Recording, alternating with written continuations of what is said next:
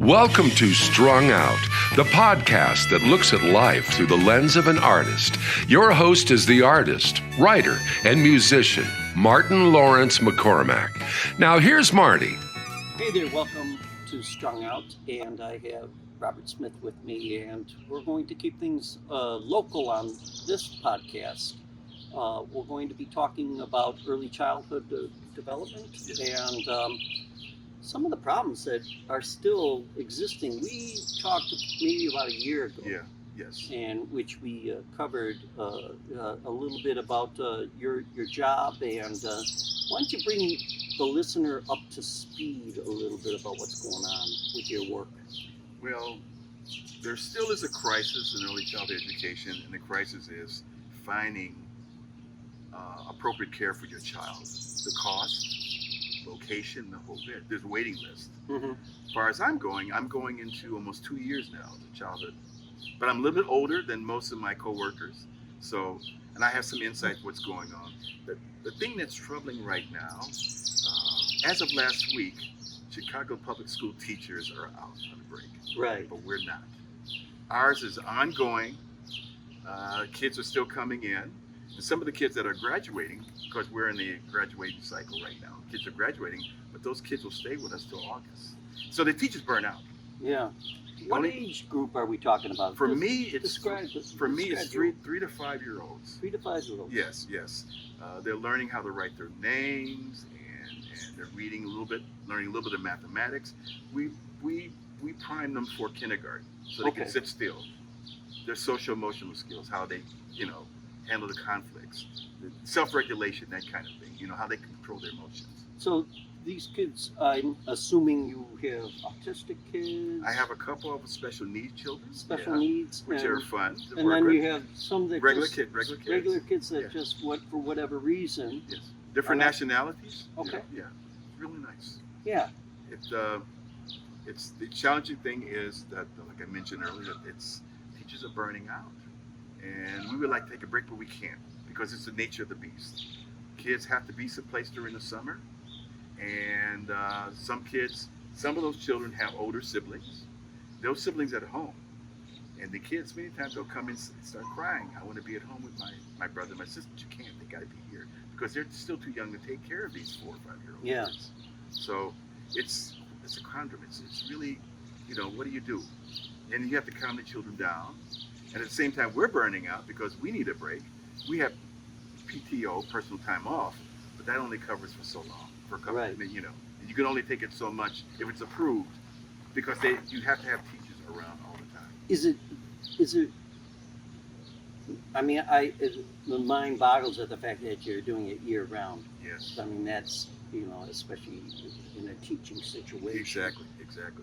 Are there too few of you guys? We are short of help. Okay. But the nature of this business, there is a crisis in hiring too. As I mentioned a year ago, it's 97% women and 3% men. I'm part of that 3%. And for black men, it's even smaller, the percentage. Yeah. And within the men that get in this field, like I am, within 4 or 5 years, they're gone. The issue is the pay. It doesn't pay a lot. You can walk in with a bachelor's degree in early child education and make maybe starting $35,000, $40,000. That's not a lot of money today. No. I found a book titled "Getting Men Involved," and it was about getting men in the field of early child education. This book was copyrighted in 1993. If I was in this field in 1993, I would have only made $11,000 that year. And at the time I was working as a computer programmer, I was making $45,000 because I had kids, a woman to take care of. So the money is not good. Yeah. And then it's a lot of work. The work I do now is more complicated than when I was working as a software engineer. But you're finding it rewarding. Yes. But yes. Unto itself, you can only be rewarded so much. Exactly. You got to eat and live, but you got to eat and live. There's a lot of headaches that come along with it, Jim.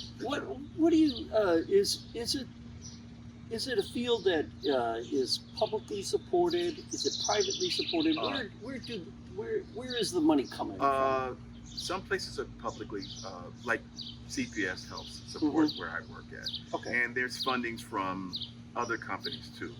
Especially if it's a big school like Lakeshore over there. I'm sure they get public funding.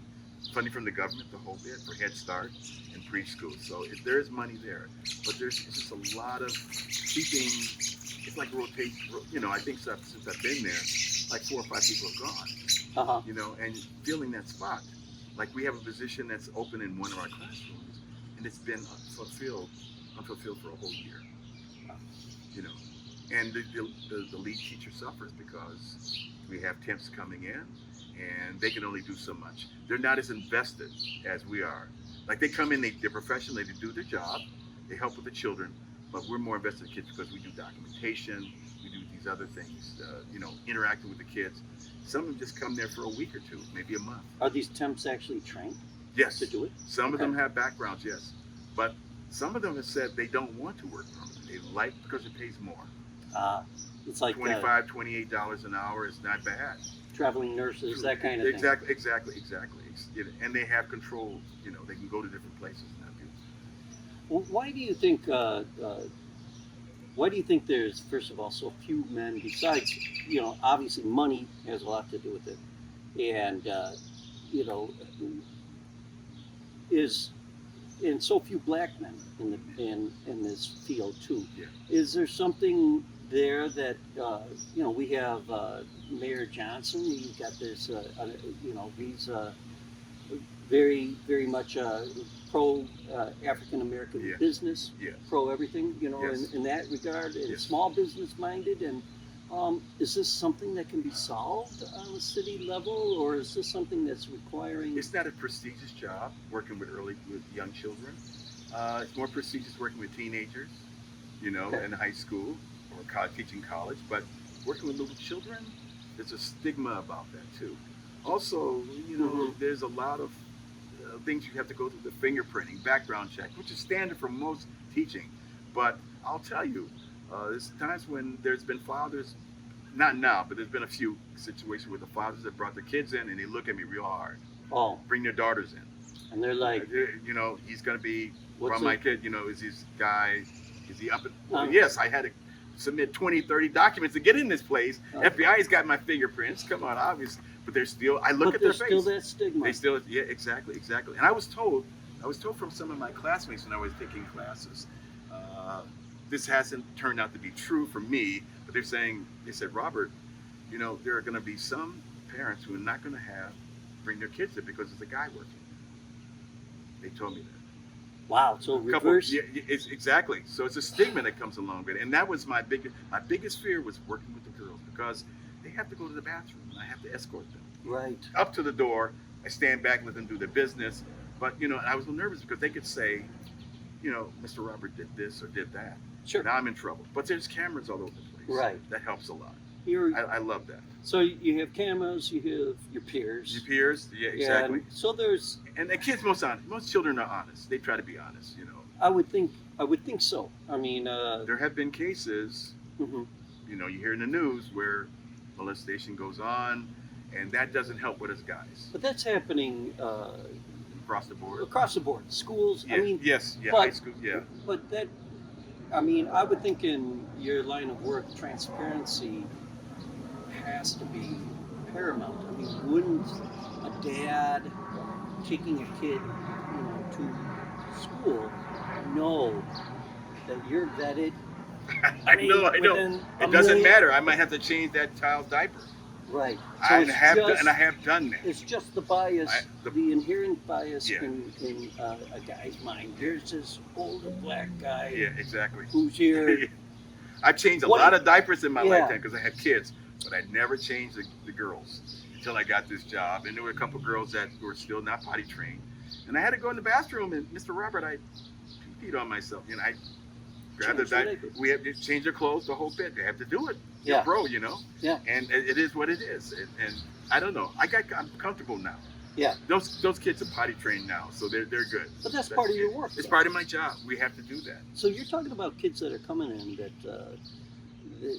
might have more than just social interaction. There's their skills. Exactly. Their home skills. Exactly. You got kids coming in who never had a teacher, and I can tell you, we've had a couple of kids where every 5 minutes, is mommy coming? Do that all day for 8 hours. for 3 weeks. Wow. Do they pay you enough for that? Well, it's really tough. No, she's coming. Mommy's coming. Daddy's coming. You got to go to sleep. Go wake up. After 3 weeks, they don't even ask you. They're gonna, and it's taxing on you. You go home, you're like this. Sure.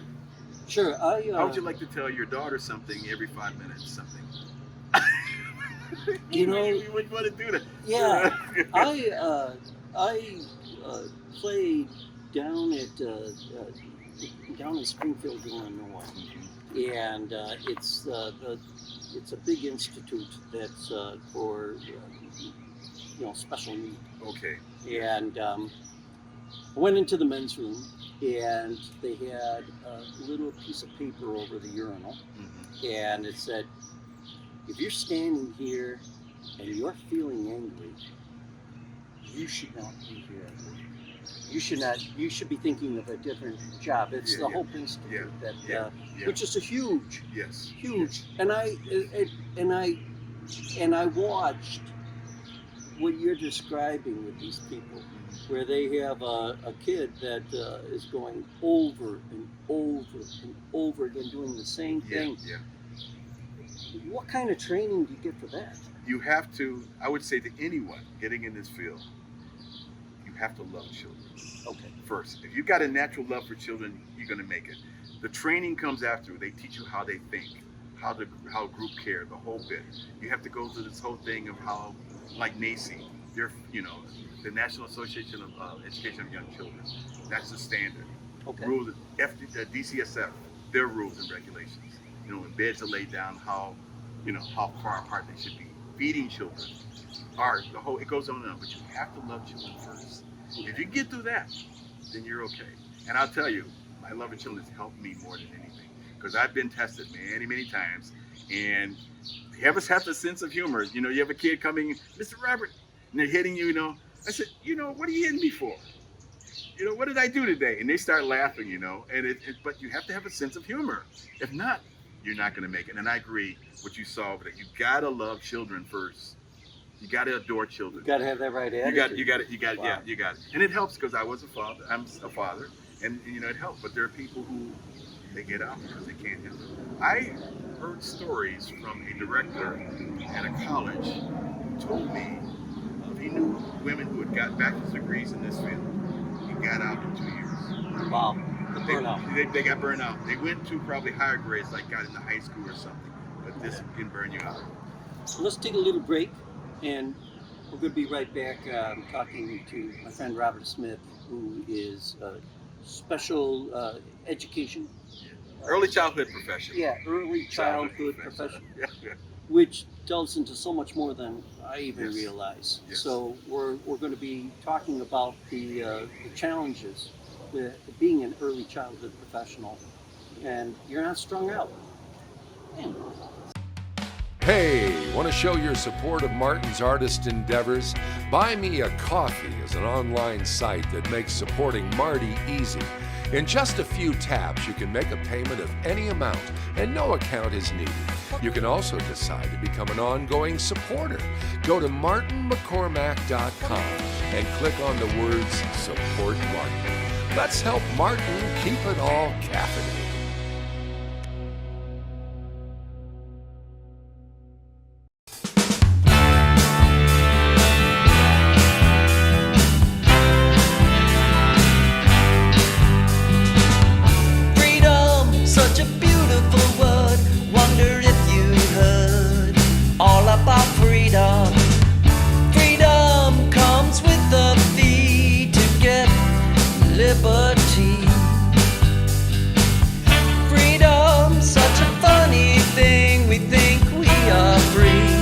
Next moment we lose it.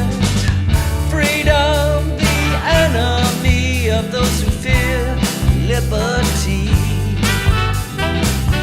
We act like it's free, and freedom is free. Free for the taking. We can only have liberty with freedom. From wanting to be free. Freedom, from fear of never being free. Freedom to pray our way openly. Freedom, freedom.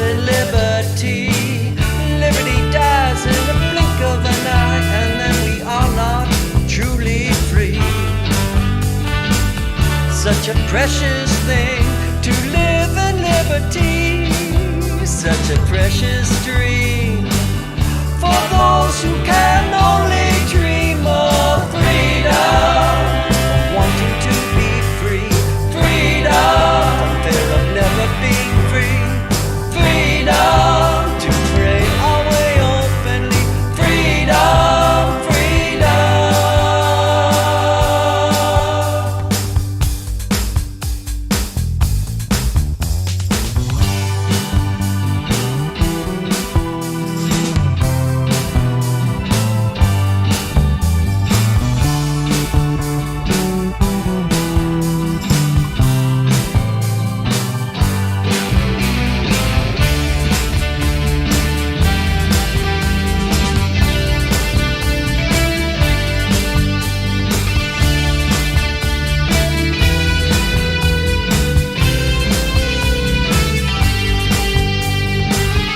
There are those who say it cannot go away, but they are lying. They don't want to see freedom from wanting to be free, freedom from fear of never being free, freedom to pray our way openly, freedom, freedom, praying for freedom, freedom, telling you freedom, freedom, we need freedom, freedom.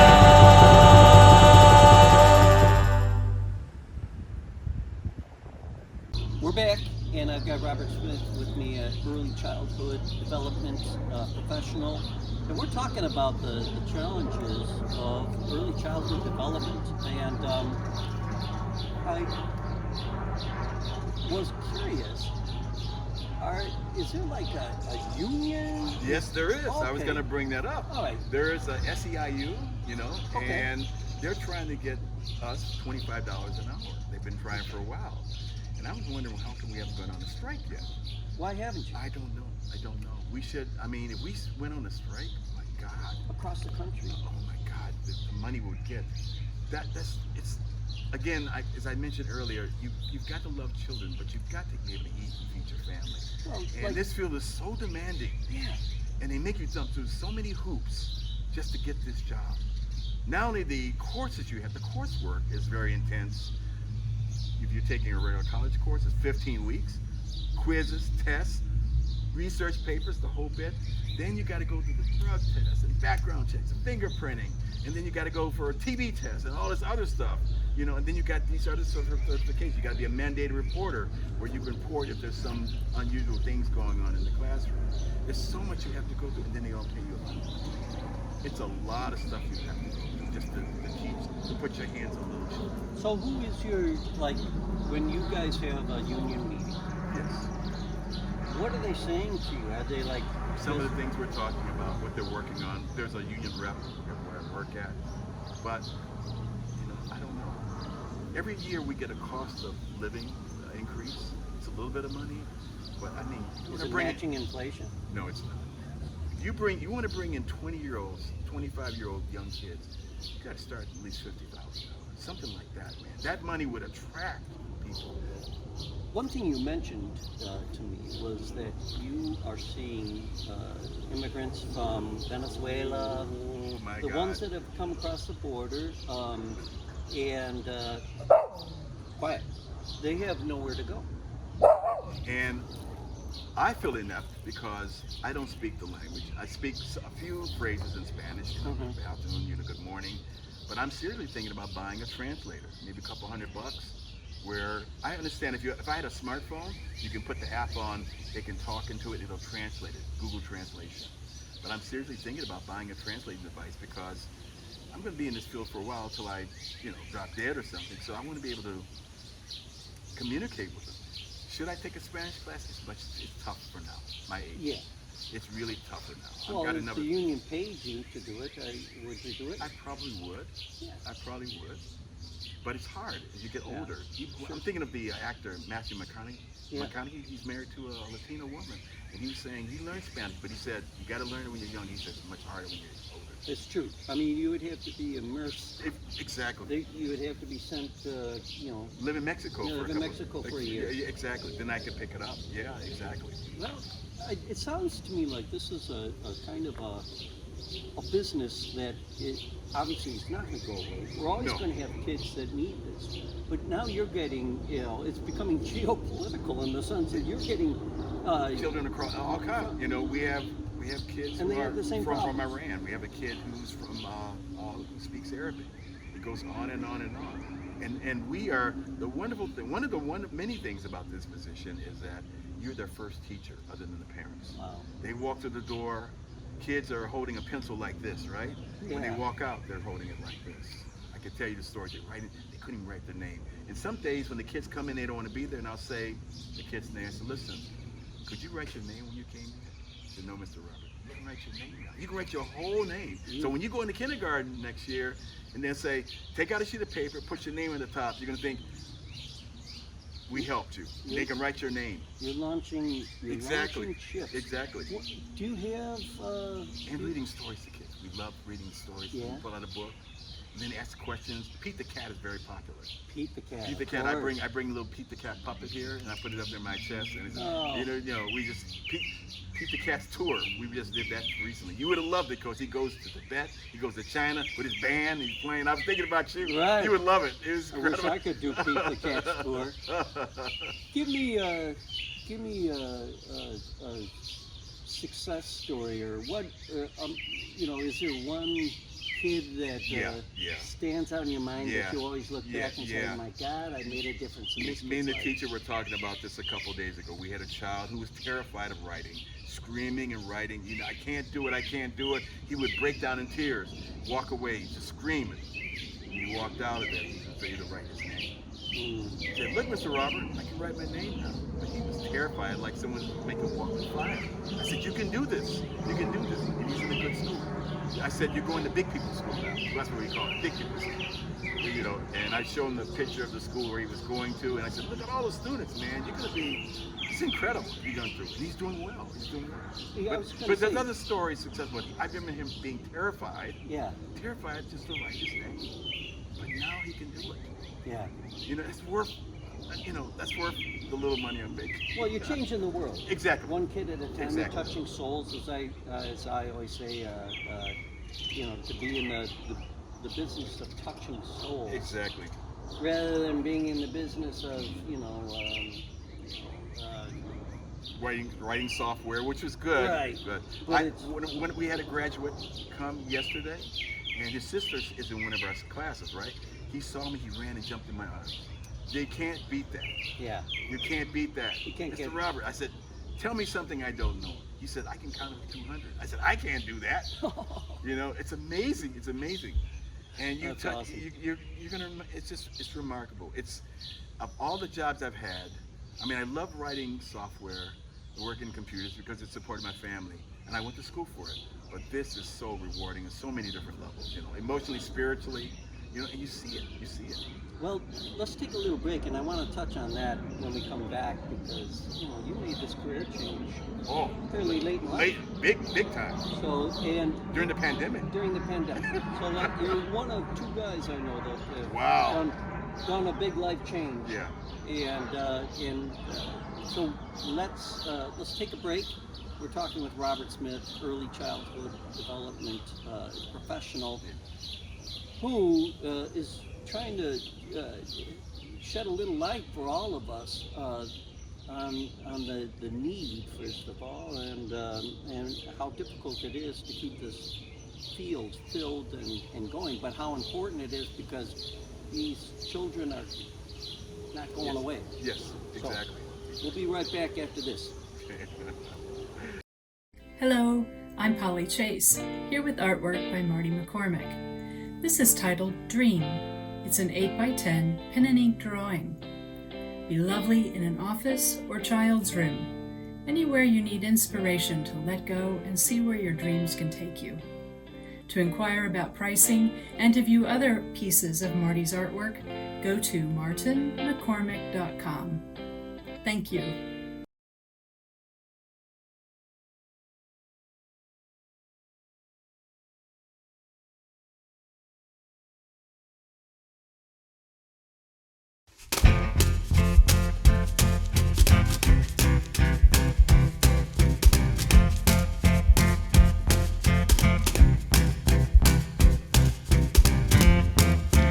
was a kid, it lived under my bed.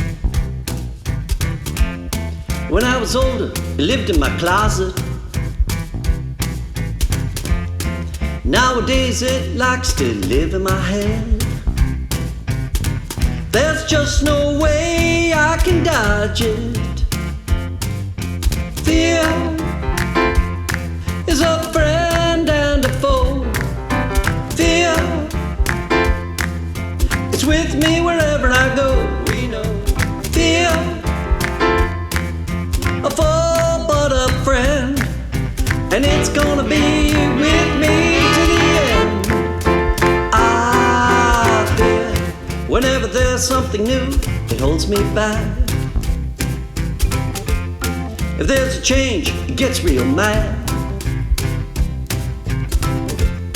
When I wanna leap, it attacks.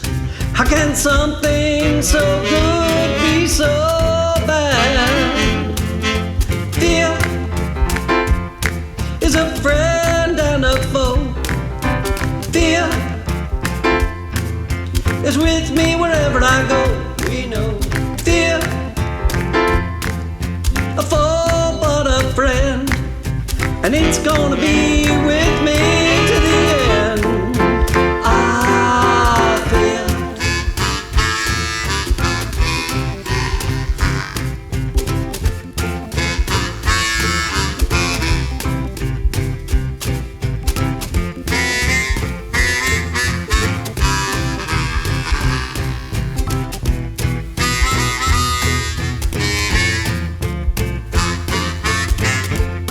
I see it lives in you and I look in your eyes. Let's work together and find a way to get over our fear and through its lies, and finally make our fear obey. Fear is a friend and a foe. Fear is with me wherever I go. We know fear, a foe but a friend, and it's gonna be with me to the end.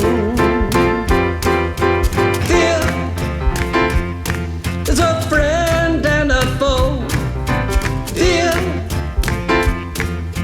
is with me wherever I go. We know fear,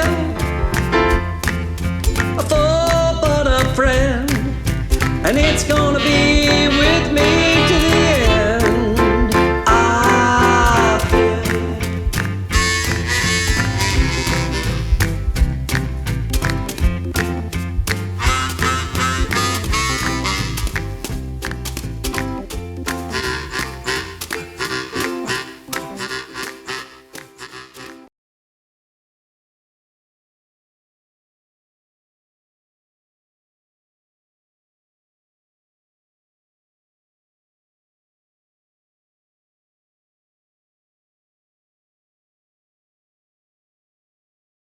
Here with Robert Smith in our final part of this podcast, and like I said, you're one of two people. My friend Dave Hubelman became a child advocacy lawyer. Congratulations, Dave. And you made this decision during the pandemic, and that's a huge change. You made a huge change in your life. This was something I was thinking about in 2008, 2010. I was trying to get into a program at the city colleges, but it was conflict with my job because the courses were offered at different times, and I was working in the suburbs and I couldn't make it. But something happened. The pandemic opened up doors, and then they had Zoom online classes. And I made the decision, go for it right now. And that's what I did. I started taking classes in August of 2020. My first class was on a Saturday, and I stayed with it. And within after taking 2 or 3 classes, I was qualified to actually work as an aide if I wanted to. So I could have left my part-time job, work as an aide. I said, no, let me continue doing this. And I continued, and I was able to go beyond that, working as a teaching assistant, which is really great. Cool. And it's nice. I love it when the lead teacher's not there. I have the classroom. And I always tell the guys, I hate to do this on camera, but I say, guys, Miss such and such is gone. And they start laughing. They start laughing. They say, "Oh, Mr. Roberts going to crack Mr. the Roberts whip. Crack the whip." Do you see yourself in this field for a long time? I'm 70 years old right now. I don't know how much time I have, but I cannot think of doing anything else. I've said to many people, I wish I was younger and done it years ago, but I wouldn't have been making the money I'm making now, which is not a lot. But as I shared with you earlier, the pay was so low. It was so low. And I had 3 kids. I even reported $11,000 a year. Now, $11,000 back in the 80s and 90s would have gone further, but still, you got 3 that kids. was, 3 kids. That was a pittance, when you think about it. I mean, compared to, what's the hope? What's the hope of, you getting a hefty pay increase commensurate with the work? I don't Sounds know. so difficult. I know. I don't know. Maybe you have to leave and go to another position, another company that pays. Not all schools pay the same. Some pay more money, maybe. But I don't know. The thing is, issue with when you get older, and I'm sure you notice, time becomes more important. Yes, and sir. like this cycle of classes ending, school calendar ending in June, and you're still working. Meanwhile, the other teachers in other districts are out traveling, doing what they're wanting, but you're still teaching. Okay. And it's tough. 40 hours a week for a 7-year-old is a lot. Yeah. It is a lot. And I keep having flashbacks of when I was younger, working 40 hours a week. But I was very young, 20s, 30s, 40s. We had energy to burn. Now, there's things I want to do. We're lucky, we end the podcast and then Robert and it takes us 15 minutes to get out of our chairs. I got aches and pains that come and say, "Where did that come from?" Well, you dummy, you're 70 years old. I know. You're not 45. You're, You younger 30. people just wait. Oh yeah. You got the constant pain I now know. that hangs with you. That's what I love. Exactly. I'm like, what the hell? I know. You said, "Where did that come from?" Let me ask you this in the last minutes that we have here Okay. with this podcast. You clearly are in love with this job. Yes, And I love this feeling. give your best elevator pitch to somebody that, wants, is like thinking, wow, this guy is very content, very happy. He's underpaid, but why should I go into this? Pitch to the camera. To be honest, I am underpaid, I feel, and there's probably thousands of early childhood professionals that feel the same way. However, I have a supplement income, so I do have Social Security come in. That helps. Gives me a cushion. But if you're young and you don't have a lot of responsibilities and you want to change the world, early childhood education is where it is. You see it right away. And I was told from teachers, they said, every day is not the same. And I agree. Every day is unique. Every day is unique. And you feel that you may be a little tired, maybe not so if you're in your 20s. If I was working in this field in my 20s, I wouldn't feel the pain I have now. Yeah. I know I would. I'm talking as an old guy. And you had approached it as a 20-year-old. Exactly. And so, you came in at the right time. Yeah. And I do have I work with some 20-something-year-olds, and they're not as tired as I am. Why aren't more people in our age bracket jumping into this? I mean, retirees or whatever. Because they want to do other things in life. They want to, It's a big responsibility to take care of children. You're not only teaching and educating, but you're modeling them.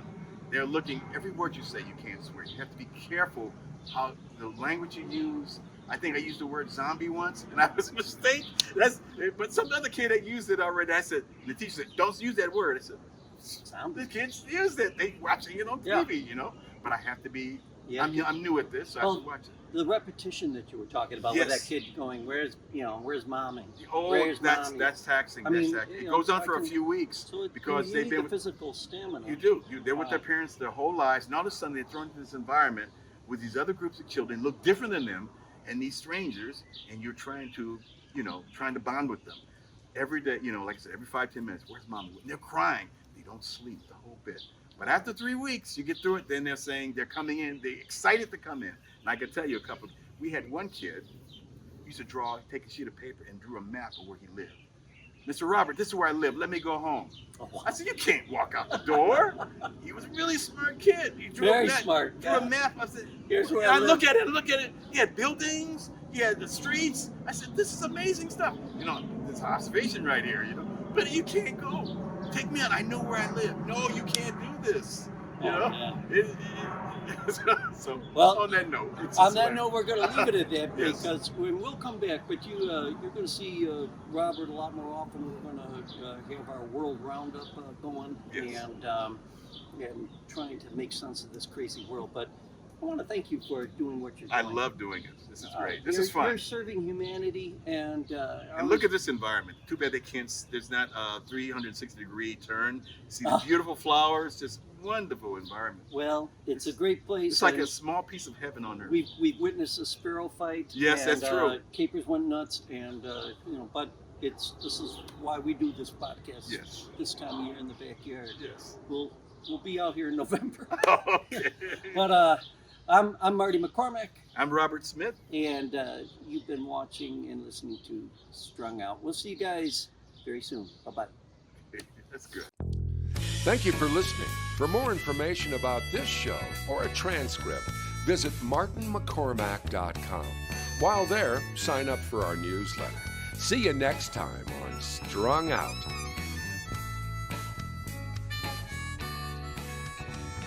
It's so wrong, this pain we feel makes no sense at all. A swan